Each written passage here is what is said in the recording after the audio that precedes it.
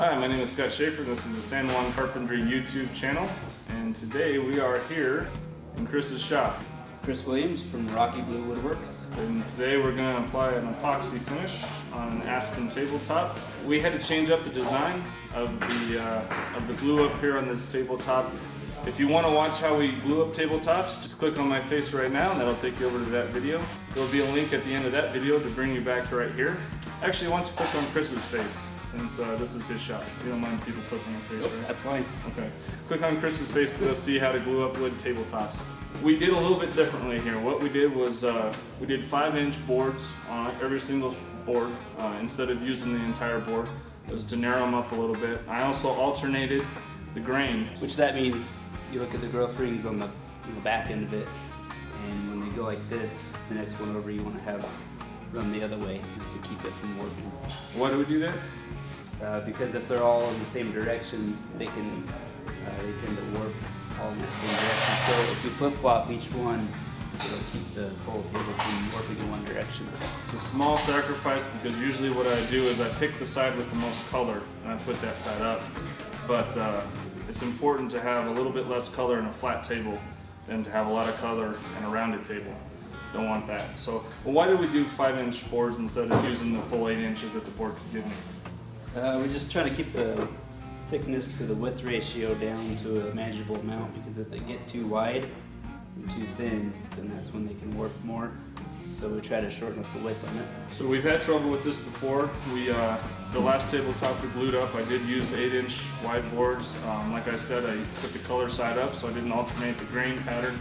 And what happened was, the grain runs this way and it warps this way. So these two ends actually sunk. And we don't know why that happens.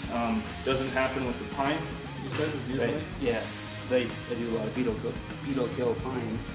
And it doesn't happen with that. So the aspen is doing something a little bit funny. So we've tried this new way of doing it. We're going to take it over to Chris's shop, home shop, because it's a little dusty here to do the epoxy finish. We're going to show you how to do that. So what we have here is 4 examples of beetle kill tables. And this example right here, I have 7 coats of a water-based polyurethane on here. And you can see lots of dents and scratches in it. It's not too durable. It is waterproof, so if you set a glass down, it's not going to soak into the wood, but you will get sunlight, will darken the wood, and make it discolored. The reason I put so many coats on was to keep the bark on the sides from falling off. So hasn't turned out to be real durable. This table right here, we have deft brushing lacquer finish, which is only, I think, 3 coats. Put 2 coats on, sand it, and then put the 3rd coat on. You don't have to spray the last coat like polyurethane, you have to spray the last coat so there's no brush marks. But this is really good. It's a little bit more durable than the polyurethane, but still not quite as good as epoxy. So here we have an example of a coffee table with the epoxy finish on here. And as you can see, I have a saw inlaid into it. I routed out an 1/8 of an inch pocket for it to sit in, and then poured the epoxy in around the teeth and all along the table. 1 coat to seal it, and then a 2nd coat to make it perfectly flat and smooth like glass, so you can't even feel the saw, nothing's sticking up. And it's impact resistant. It's bar top epoxy, so it's resistant to any kind of water or if you set a drink on it. So this table right here I built for myself out of a couple of logs that I got, some trees that I cut down myself. And you can see I also inlaid 2 saws into it.